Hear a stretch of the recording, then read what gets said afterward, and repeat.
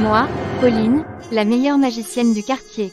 Je n'en peux plus. Depuis que cette nouvelle voisine a emménagé, ma vie est devenue un véritable cauchemar.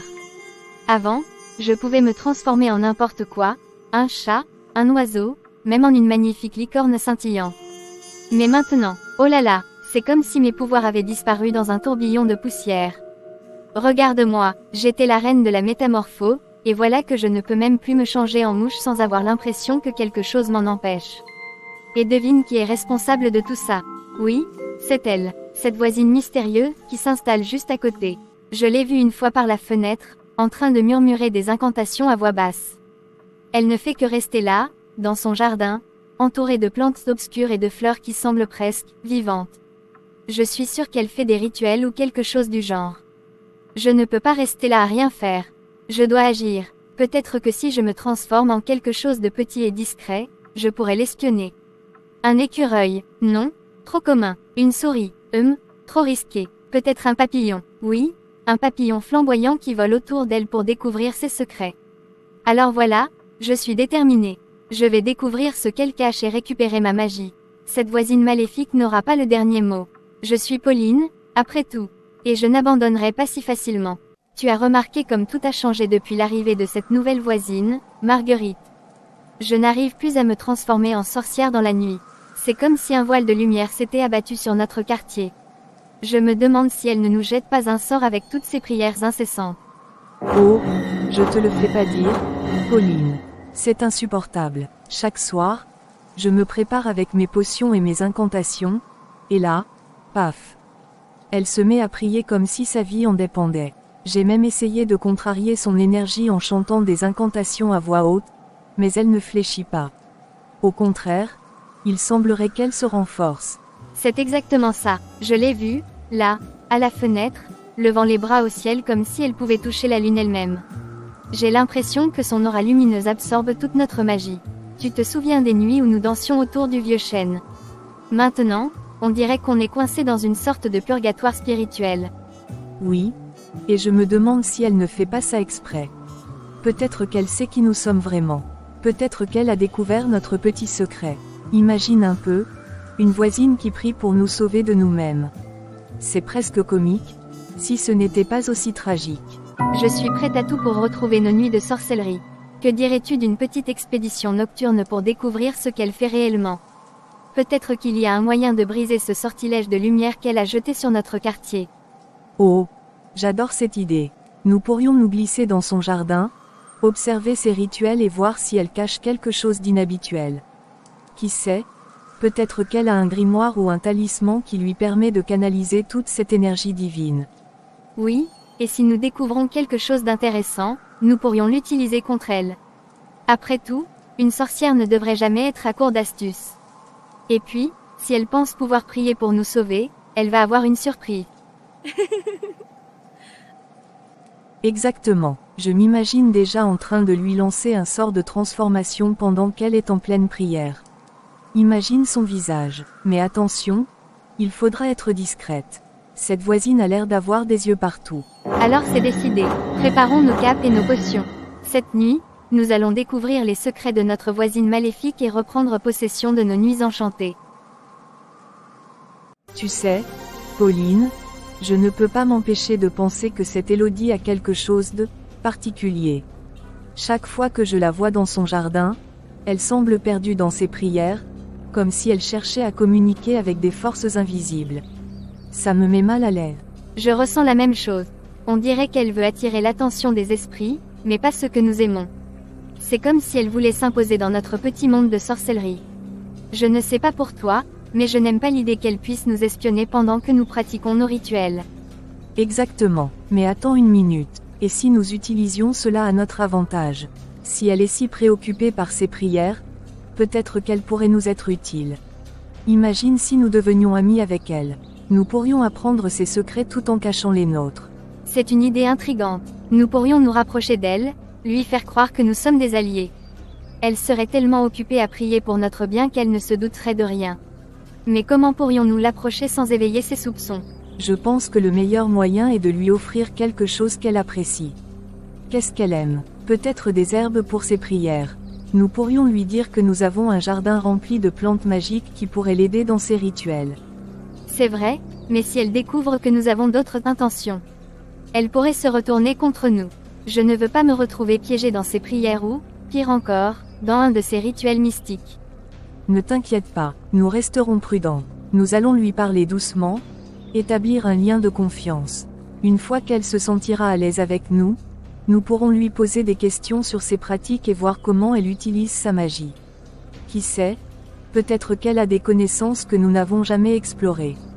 Tu as raison, après tout, la meilleure façon de connaître son ennemi est de s'en rapprocher. Et puis, si jamais elle commence à prier contre nous, nous saurons comment riposter. Nous pourrions même utiliser ses propres prières contre elle. Oui, imagine-la, levant les bras au ciel en priant pour notre salut alors que nous utilisons les mêmes mots pour la transformer en grenouille. Ça serait épique, mais restons discrètes. Nous devons être amicales et accueillants. D'accord, alors faisons-le. Je vais préparer un petit panier avec quelques herbes et fleurs de notre jardin. Nous pourrions même y ajouter une petite note amicale pour briser la glace. Qu'en penses-tu? C'est parfait. Et moi? Je vais chercher quelques potions douces que je pourrais lui offrir en tant que cadeau de bienvenue. Cela montrera que nous sommes sincères dans notre démarche.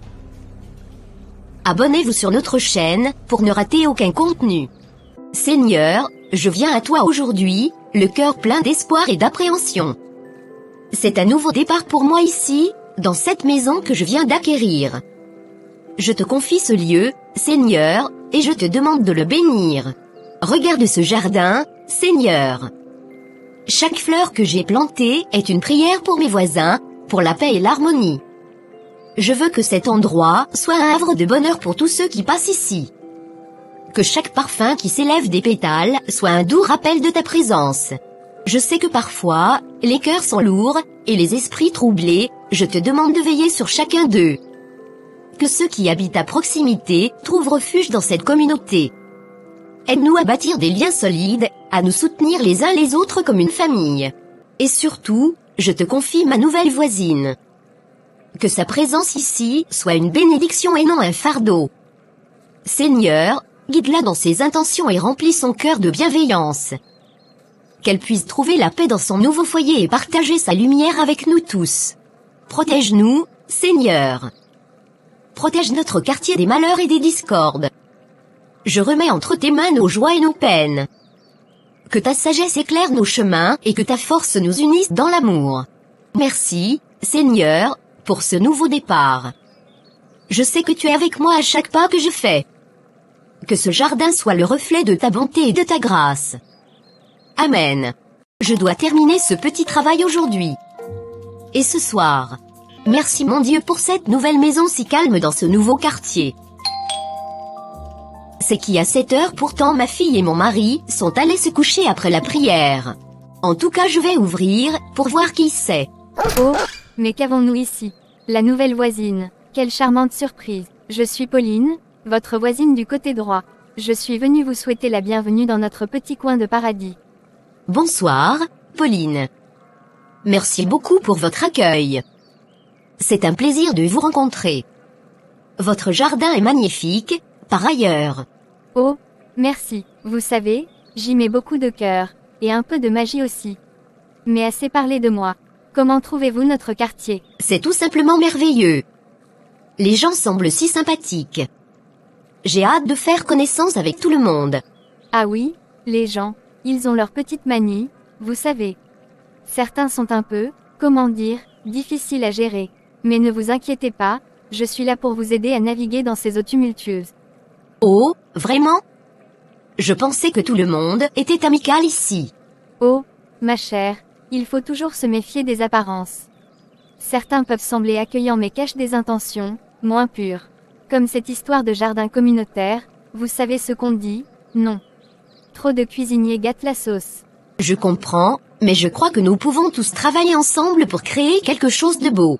Oh, bien sûr, si vous voulez vraiment vous impliquer, je pourrais vous donner quelques conseils sur ce qui fonctionne ici et ce qui ne fonctionne pas.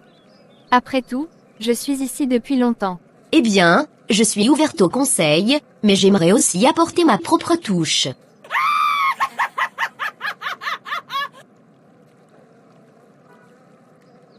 Ah, la jeunesse et son enthousiasme. C'est adorable, mais n'oubliez pas, Maria, parfois il vaut mieux rester dans l'ombre des grands chênes que de vouloir briller comme une étoile. Je pense que chaque personne a sa place sous le soleil, Pauline.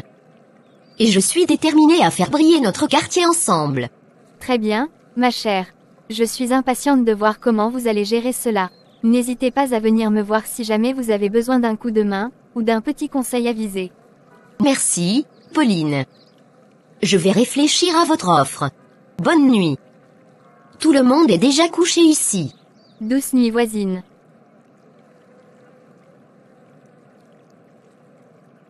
Ah, Pauline, je t'ai vue en train de planter tes marguerites.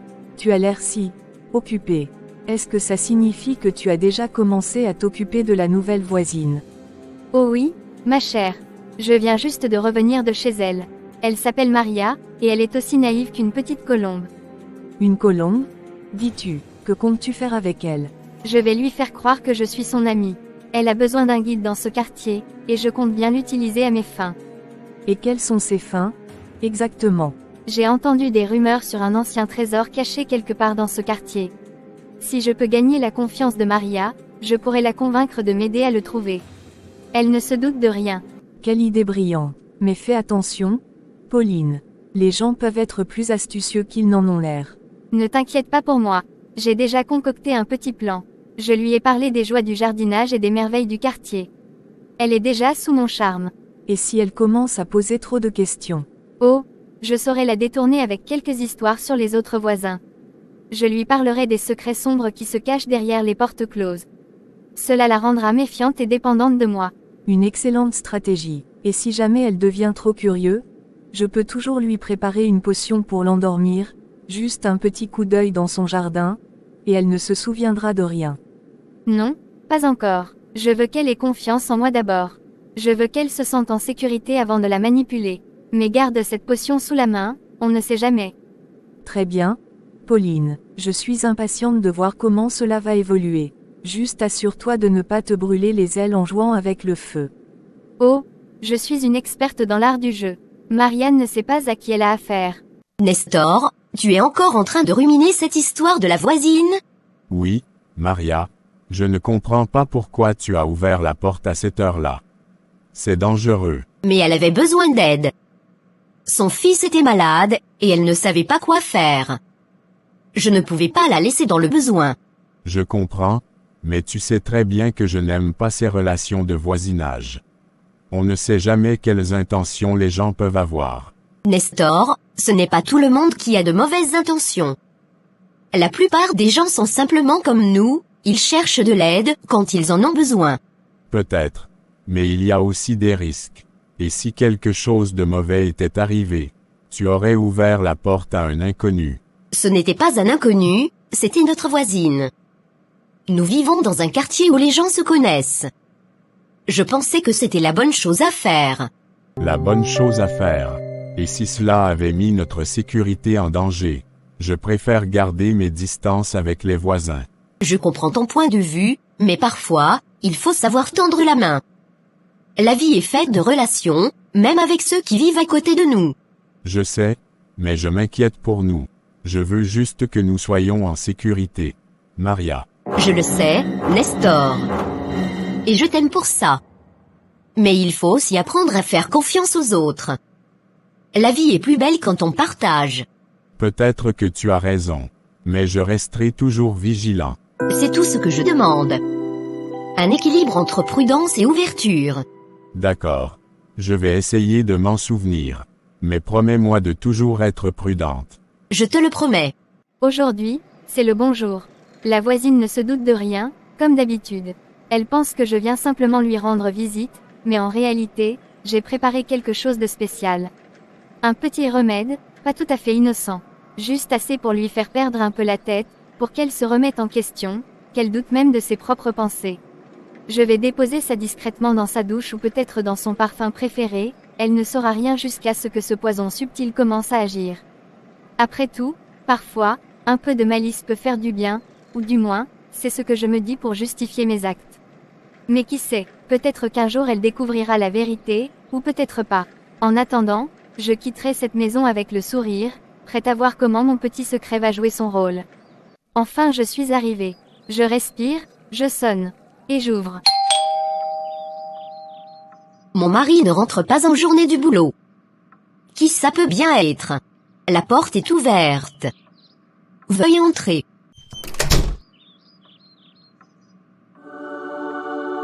Salut voisine. Bonjour ma sœur. Prends place. Je m'ennuyais toute seule à la maison et je suis venue passer du temps avec toi. D'accord. Parle-moi un peu de ton ancien quartier. J'étais dans un quartier de chrétiens. Un très bon quartier, chaque soir nous nous réunissions pour faire des prières. Est-ce que ça va? Où sont les toilettes? Je vais me mettre à l'aise. C'est au fond à gauche. Ah, quelle douce vengeance. J'ai déposé ces remèdes maléfiques dans les toilettes, là où personne ne peut les voir.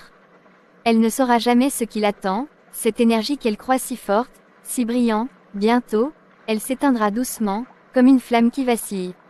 C'est un petit jeu, mais ô combien satisfaisant. Elle pensait tout contrôler, mais moi, je suis celle qui tire les ficelles. Ah, le plaisir de voir ses plans se retourner contre elle, bientôt, elle ressentira la perte de cette énergie qu'elle croyait inépuisable. C'est une victoire silencieuse, mais ô combien douce. Mais qu'est-ce qui peut bien prendre Pauline autant de temps dans ses toilettes? C'est pas comme si elle avait une urgence ou quelque chose d'urgent à faire. Peut-être qu'elle réfléchit à quelque chose de vraiment important, ou alors elle a oublié quelque chose là-dedans et elle essaie de se rappeler. Ou peut-être qu'elle est en train de faire la sieste dans la cabine, qui sait? En tout cas, ça commence à durer un peu trop longtemps. J'espère qu'elle ne s'est pas enfermée par accident ou qu'elle n'a pas besoin d'aide, mais bon, c'est Pauline après tout. Elle doit sûrement juste être en train de prendre son temps, comme d'habitude. Ah, ces petites manies. Ah, enfin à la maison. Quelle journée, le bruit des klaxons, les visages stressés dans le métro. Je me demande si j'aurais pu supporter encore une minute ce chaos. Mais voilà, je ne peux pas m'empêcher de penser à ce qui m'attend à l'intérieur. Et si elle avait laissé entrer des inconnus? C'est fou comme cette pensée me ronge. Je laisse tout mon stress au bureau, mais dès que je passe cette porte, c'est comme si je devais me préparer à un siège. Elle est si ouverte, si accueillante, et moi, je suis celui qui se méfie de tout. Je peux presque entendre des murmures, des rires. Mais ce sont peut-être juste les voisins. Non, je me persuade que tout va bien, mais l'angoisse me prend. Une simple visite de courtoisie peut rapidement dégénérer, surtout avec des gens que je ne connais pas.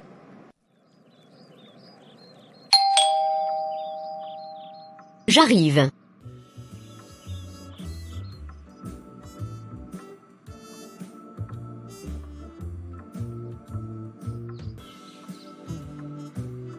Bonne arrivée. Chérie. Comment était ta journée mon amour? Bien bébé, j'espère que personne ne nous a rendu visite. Personne du quartier je veux dire. Comme d'habitude, mais dis-moi, qu'est-ce qui se passe ici? Rien de spécial, juste une journée tranquille. La voisine, Madame Paulinet, est passée pour prendre un café. On a discuté un peu. Pauline, encore elle. Oui, elle avait l'air sympathique. On a parlé de tout et de rien. Elle est vraiment gentille, tu sais. Gentille, tu trouves? Moi, je la trouve maléfique. Il y a quelque chose de louche chez elle. Maléfique? Nestor, c'est juste une voisine. Elle est un peu excentrique, c'est vrai, mais ça ne veut pas dire qu'elle est malveillante. Excentrique, c'est un euphémisme. Elle a ce regard, comme si elle pouvait lire dans nos pensées.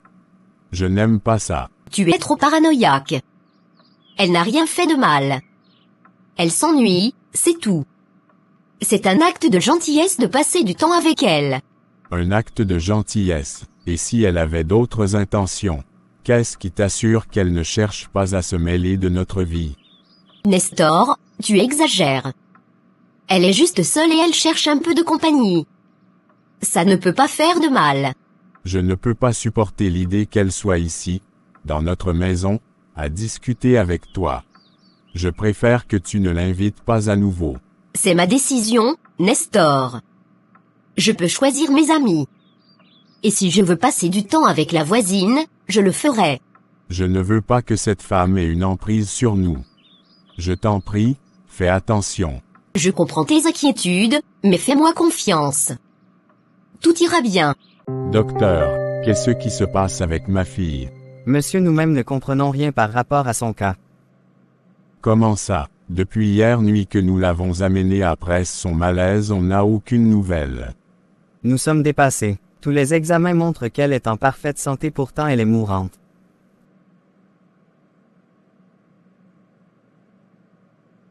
Je vous assure, on n'arrive à poser aucun diagnostic. Il faut seulement confier son cas à Dieu. Nestor, je suis contente que tu sois là. La fièvre de notre fille ne baisse pas, et la voisine est venue à l'hôpital. Quoi, la voisine, qu'est-ce qu'elle a fait ici? Elle a apporté une potion. Elle dit que ça peut t'aider à calmer la fièvre. J'ai pensé qu'on pourrait essayer. Une potion, tu es sérieuse, tu lui as fait confiance. C'est n'importe quoi. Je sais que tu es inquiet, mais elle a l'air de vouloir aider. Elle a de l'expérience avec les enfants malades. De l'expérience, avec ses méthodes étranges et ses potions. Tu réalises que c'est dangereux. Si quelque chose arrive à notre fille à cause de ta naïveté, je te quitterai. Quoi? Tu ne peux pas dire ça, Nestor. C'est notre fille. Je fais de mon mieux pour l'aider.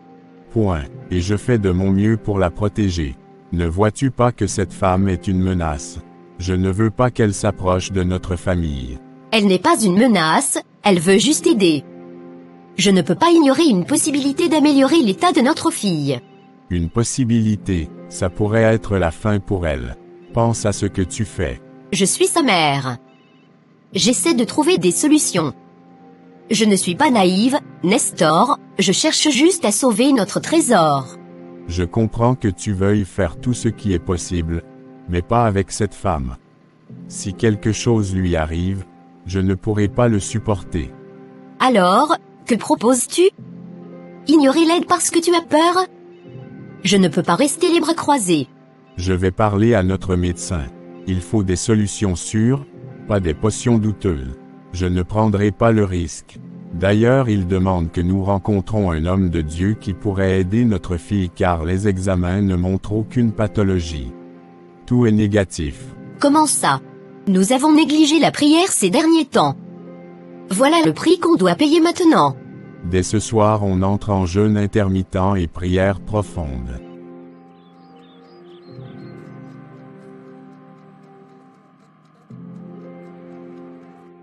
Je suis désolée. Je ne sais pas comment te dire ça, mais je suis responsable de la maladie de ta fille. Quoi? Comment peux-tu dire ça? J'ai utilisé des pratiques anciennes, des potions, je pensais que ça aiderait. Mais, je n'aurais jamais dû. Après avoir perdu mon fils, j'ai voulu croire que je pouvais aider les autres. Attends, tu veux dire que c'est à cause de toi que ma fille est malade? Je suis désolée, je pensais que ça fonctionnerait, mais ça a mal tourné. Je ne peux pas vivre avec. Comment as-tu pu nous faire ça? À cause de mes mauvaises actions, j'y ai perdu mon fils. Vos prières ont anéanti tous mes actes. Je veux donner ma vie au Seigneur.